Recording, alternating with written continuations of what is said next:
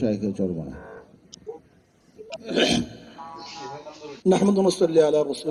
সময় একেবারেই নেব না। ভারত বিরোধী কথা হয়েছে। 53 বছর যারা শাসক ছিল সবাই ভারতের গোলামি করেছে। আসলে যারাই শাসক ছিল এবং যারা ক্ষমতায় যাওয়ার চিন্তা করতেছে তারাও ভারতের দালালি শুরু করেছে অলরেডি। আর বাংলাদেশের 53 বছর যারা ক্ষমতায় ছিল তারা কেউ এই জনগণের আশা এবং আকাঙ্ক্ষার পুনরাবৃত্তি ঘটাতে পারেনি। আমি আজকে গোল টেবিল বৈঠক থেকে শুধু একটা প্রস্তাব দিতে চাই যে শিক্ষার মধ্যে এমন কোনো জায়গা নাই যেখানে ধ্বংস করা হয়নি। এখন যদি বলেন যে আপনি ইসলামী শিক্ষা সেখানে দিবেন, মধুর সাথে যদি আপনি বিষ মিশ্রণ করেন সেই মধুতে কোনো কাজ হবে না। শুধু ইসলামী শিক্ষা দিলেই হবে না, বরং এই শিক্ষা যা সাজানো হয়েছে এর কোন অংশ আপনি বাদ দিবেন। কয়লার কোন অংশ আপনি কালো, এর মাংস যদি প্রশ্ন করেন যে তেঁতুলের কোন অংশ চুকা, মিষ্টির কোন অংশ মিষ্টি, এই প্রশ্নের জবাব এবং সমাংশ এই বিগত দিনের যে শিক্ষা কারিকুলাম সাজানো হয়েছে এর প্রত্যেকটা বই বাদ দিতে হবে, নতুন ভাবে বই সাজাতে হবে, নয়তো আন্দোলন ব্যর্থ হবে।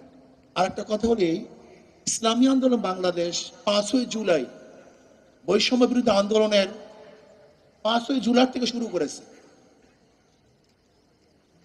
4 আগস্ট শাহবাগে আমি বলেছিলাম বিকালে যে আগামী 5 তারিখ জনগণের গণভবন জনগণ দখল করবে।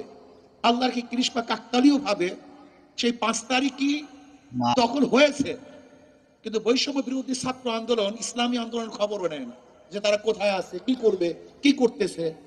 আজকে বাংলাদেশে এত পরিবর্তন হয়েছে, আমি প্রশ্ন করি ইসলামী আন্দোলনের সাথে কি পরামর্শ করা হয়েছে? অথচ যারা যেই সমস্ত দলের মহাসচিব ডিক্লার দিয়েছে, ঘোষণা দিয়েছে যে আন্দোলনের সাথে আমরা সম্পৃক্ত নই, তাদের হুকুম চলতেছে আর আমরা জীবন বাজি দেখে মাঠে ঝাঁপিয়ে পড়েছিলাম গুলির সামনে, অথচ আমাদের খবরও নেই। এখানেই তো বৈষম্য শুরু হয়েছে।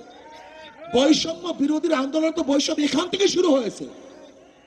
এই বৈষম্য বিরোধী আন্দোলন যদি এখান থেকে বৈষম্য শুরু হয়, মনে রাখতে হবে প্রথম ছিদ্র হয়, সেখান থেকে প্রলয় সৃষ্টি হয়। ইসলামী আন্দোলনকে যদি বৈষম্য বিরোধী আন্দোলন গুরুত্ব না দেয় তাহলে ইসলামী আন্দোলনের প্রথম তাদের বিরুদ্ধে মুখ খুলতে বাধ্য হবে। এবং রাখতে হবে ইসলামী আন্দোলন সবসময় সত্য এবং সঠিক কথা বলে আসছে, বলতে থাকবে, বলবে ইনশাআল্লাহ। আমরা জীবন বাজি রেখে ঝাঁপিয়ে পড়েছিলাম।